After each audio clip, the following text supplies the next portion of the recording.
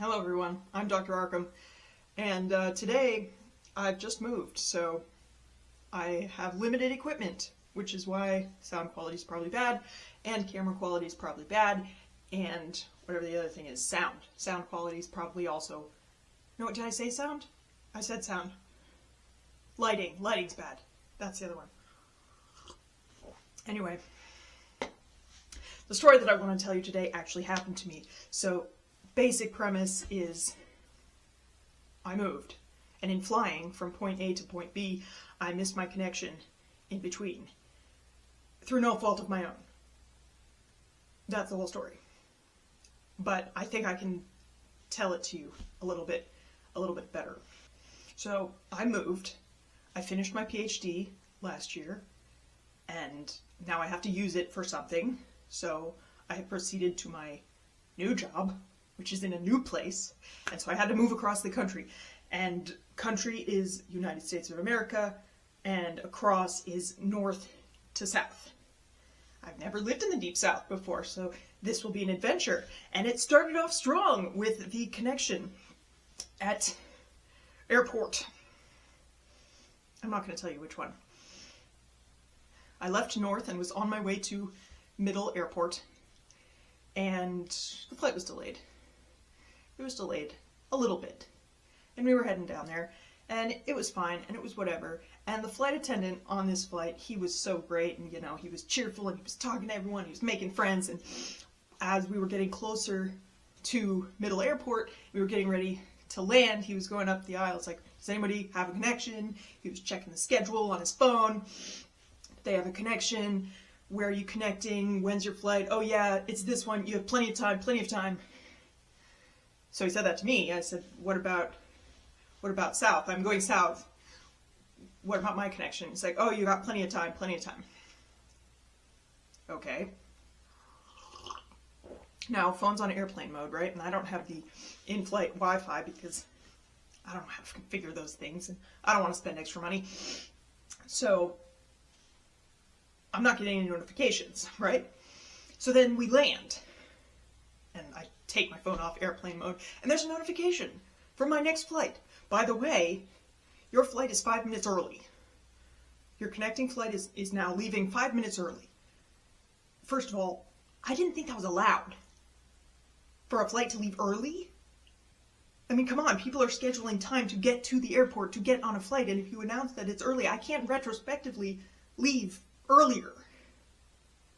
I'm stuck with what I've got. So that was the first thing. Flight's leaving early. I knew it was going to be bad. I knew it wasn't going to work out. I knew it wasn't going to go right. So, but still, you know, flight attendant, oh, you'll be fine. It's not that far away. You just go to a different gate. Okay. Well, I had to take a train to the other terminal to get to my other gate. And I was running,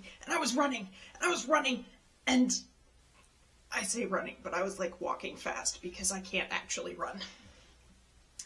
And I could see the gate. I could see the monitor with the name of the town that I was flying into. I could see it. I could see it hadn't left yet. I was running, and then the gate agent at the gate, he could see me. He said, are you coming to this flight? I'm like, yes. And he's like, okay, hold on. And he like went down the jetway to try to get them to hold the door because they hadn't closed the door yet. I was like, I'm gonna make it. And then he came back and said, they won't let you on the plane. I was like, well, why not? It's like, they said you're late, so they're gonna shut the door. But I'm right here. And it's like, I know, I've told them you're right here. And then another guy from my same flight, he was also doing the same connection. He came and it's like, we're right here. You were waiting for 2 passengers. Here are your 2 passengers. And we have no carry-on bags. I mean, we had a carry-on bag, but we didn't have roller bags. And that was the main thing. So they didn't have to like gate check our bags or anything. We could just get on. And then the gate agent came back and was like, they're not letting you on. And then the other gate agent, this woman came back. It's like, I can't believe her. That flight attendant, she wouldn't let you on the plane. She's such a jerk. But she used a different word. And like, said, oh, they were late. We're leaving early. Gonna shut the door. So they shut the door. Early. How is that allowed? To leave early? We were right there. The door was open. We had no roller bags. and they wouldn't let us on.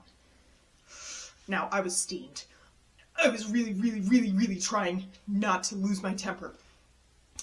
And so the gate agent was like, I'm really sorry. I'm like, how sorry? How sorry are you? Will you give me a meal voucher? He's like, oh yeah, sure. So, thankfully I did get a little meal voucher that got me a snack to tide me over the 2.5 hours or something that I now had to wait for the next flight.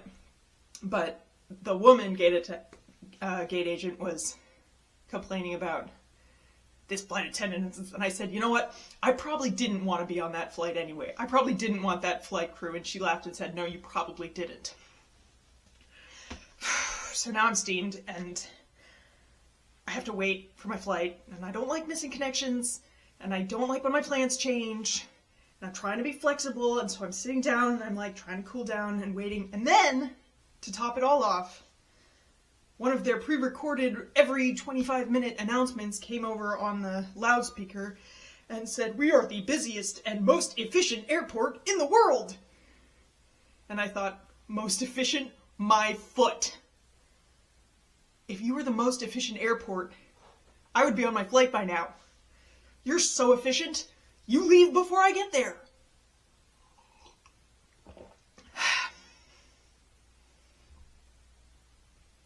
I was filled with rage. I was very much full of rage. But everything worked out. I made it. Oh, my bags got on the first flight. My luggage got on the flight that I was not allowed on. So my luggage was waiting there for me when I arrived in South.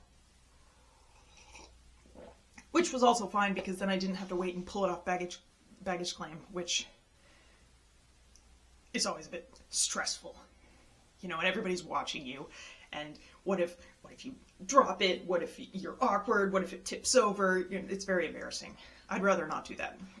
So that was okay. And my rental car was there, and everything was fine, and I got to my apartment, and I didn't have any stuff except a pillow and a blanket because my stuff hasn't arrived yet, but I did feel much better after I left that damn airport. Whew. So that was my first adventure in my new place. And that was the story of what actually happened to me. That was the big fish version of the story that actually happened to me. And now, because I'm feeling generous, I'm going to give y'all a twofer and tell you another story, but this one I did write. This one is fiction. And I do have to read it off of my computer, which is why my face is glowing now, and I'm going to be looking down. I'll try to look up a little bit, but I just wrote this in about 2 hours, so maybe it's not very good, but it was fun to write. So, anyway, I hope you enjoy it. Okay, here we go. In Terminal B, at Gate 17, my flight was boarding for Fort Lauderdale. Passengers shuffled forward and scowled when the gate agents demanded that they gate-check their roller bags. I shrugged my duffel more comfortably on my shoulder and scanned my boarding pass. Approved. I felt airsick before we even took off. I leaned against the window and closed my eyes. The waiting before takeoff, the taxiing across the tarmac, that was the worst. But eventually we took off. So I took a sip of water and I sat back for my long ride. But hardly had I relaxed that the pilot made an announcement. Apparently something was wrong and we were making an emergency stop at the nearest airport. Portland Heights was not an airport that I had ever heard of. And when we landed, the building was so enveloped by thick fog that I couldn't see any landmarks that might even give me any indication of where we were. As we deplaned, the pilot did not greet us from the cockpit, and I noticed that the flight attendants looked glassy-eyed despite their bright smiles. The gate agents were also smiling, and as I took a seat in the waiting area, I noticed all the staff were smiling. Wide, toothy smiles that never went away. The terminal was too quiet, and the faces too cheerful. It was eerie and unsettling, to say the least. Anyway, my phone had no signal, and there was no internet available, so I couldn't get any communication out and tell anyone where I was. The clocks over the gates read 3 o'clock. 3 bell tones rang out over the loudspeaker, marking the time. I was at gate 11. The gate agents, smiling, passed out new boarding passes to all of us. I had been transferred to another flight to Fort Lauderdale, leaving in an hour from gate 3. So I took my duffel bag and hiked to gate 3, past restaurants and gift shops, all attended by very smiling employees. At gate 3, I tried asking the gate agent where in the world we were, but all she said was Portland Heights, in a pinched, grinning voice. I tried to ask her where Portland Heights was in the world, and she just laughed and handed me a new boarding pass. I'd been transferred to another flight to Fort Lauderdale, leaving in 90 minutes from gate 27. I didn't understand. It wasn't gate 3 where my flight was supposed to be, and I looked at the monitor above gate 3, and it said Fort Lauderdale delayed. So I made my way towards gate 27. I had 90 minutes, so I stopped for a drink. "What will you have?" the bartender asked, smiling. I looked at the menu and I pointed to my preferred. "I'm sorry," he continued to smile. "We're out of that one." Okay. I ordered my next choice, and I was given the beer in a pint glass. It was satisfactory and too expensive. After my drink, I approached gate 27. There were a few other passengers from my first plane, looking more frazzled and weary than I remembered them. I probably looked more frazzled and weary as well. They were lined up in front of the gate, and I joined the queue. The clocks above the gate read 6 o'clock. That seemed too long. 3 bell tones rang out over the loudspeaker, marking the time. The gate agents, smiling, passed out new boarding passes to all of us. I had been transferred to another flight to Fort Myers, leaving in 40 minutes from gate 19. I felt sluggish in body and brain. Was Fort Myers where I was supposed to be going? It sounded right. The airport people wouldn't send me to the wrong place. I looked up at the monitor above gate 27. Fort Myers delayed. I drifted towards gate 19. The clocks above the gates read 9 o'clock. 3 bell tones rang out over the loudspeaker, marking the time. The gate agents, smiling, passed out new boarding passes to all of us. I had been transferred to another flight to Dallas-Fort Worth, leaving in 4 hours from gate 4. That gave me time to get some food. "What will you have?" the waiter asked, smiling. I glanced at the menu and pointed to my preferred. "I'm sorry," she continued to smile. "We're out of that one." Okay. I ordered my next choice, and I was given the meal on a plate. It was satisfactory and too expensive. After the meal, I approached gate 4. I joined the queue lined up in front of the gate. Some of them were smiling. The clocks above the gates read 12 o'clock. 3 bell tones rang out over the loudspeaker, marking the time. The gate agents, smiling, passed out new boarding passes to all of us. I smiled back when I received mine. I had been transferred to another flight to Minneapolis-St. Paul, leaving in 75 minutes from gate 21. I looked at the monitor above gate 4. Minneapolis-St. Paul delayed. I couldn't remember why I was going to Minneapolis-St. Paul, but it was probably important, and I figured I would remember when I got there. I had plenty of time, so I wandered around the Portland Heights airport. I found the baggage claim. It went round and round. I watched suitcases of all shapes, sizes, and colors come through the plastic fringe from the background, ride slowly around the conveyor, and disappear back into the wall. I never saw the same bag go around twice. Once it went back into the wall, I never saw it again. And nobody ever took a bag off the conveyor.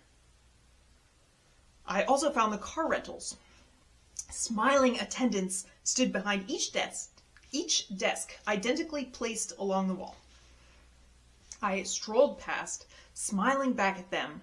Each one had a sign on the desk that said, "No vehicles available." That was probably for the best. Glowing signs reported ground transportation, but I didn't see any doors. I could see only fog through the windowed walls anyway. Probably not safe to drive. I had a plane to catch anyway. I rode the escalator back upstairs to the gates, and no one stopped me. I didn't have to go through security again. I found gate 21. The clocks above the gates read 3 o'clock. 3 bell tones rang out over the loudspeaker, marking the time. I smiled. The gate agents, smiling, passed out new boarding passes to all of us. I had been transferred to another flight to San Francisco, leaving in 25 minutes from gate 13. I looked at the monitor above gate 21. San Francisco delayed. I smiled. I headed towards gate 13. I found gate 17, gate 16, 15, 14, and gate 12. I walked back to gate 14, and it was still there. And then I walked back to gate 12, and it was still there, but there was no gate in between that I could see. Perhaps I was just missing it. I continued to look for gate 13, going back and forth between gate 14 and gate 12. Back and forth, and back and forth, and back and forth. Gate 13 had to be there somewhere. The clocks above the gates read 6 o'clock. 3 bell tones rang out over the loudspeaker, marking the time. Oh, there it was! Gate 13! How could I have missed it? I smiled. The gate agents, smiling, passed out new boarding passes to all of us. I had been transferred to another flight to Fort Lauderdale, leaving in 2.5 hours from gate 7. I went in search of refreshment. "What will you have?" the barista asked, smiling. I glanced at the menu and pointed to my preferred. "I'm sorry," she continued to smile. "We're out of that one." Okay. I ordered my next choice, and I was given a snack in a wax paper bag, and it was satisfactory and too expensive. I smiled anyway. I made my way to gate 7. The clocks above the gate read 9 o'clock. 3 bell tones rang out over the loudspeaker, marking the time. The gate agent smiled and scanned our boarding passes. The pilot smiled from the cockpit. The flight attendants smiled as we took our seats. The passengers smiled back at them. I smiled and boarded the plane. I fell asleep almost immediately after the doors closed, and when I woke up, we were just landing in Fort Lauderdale. I felt awful, and the passengers around me seemed no better, equally dazed and exhausted and airsick. We were all happy to get off that plane. I asked the gate agent the time, and apparently we had only arrived 45 minutes behind schedule. I asked her where Portland Heights Airport was. She looked spooked and quickly told me she couldn't remember and that I should make my way to baggage claim 4. I was way too drained to press for more information. I picked up my suitcase from baggage claim. It was my bag, and inside were my belongings.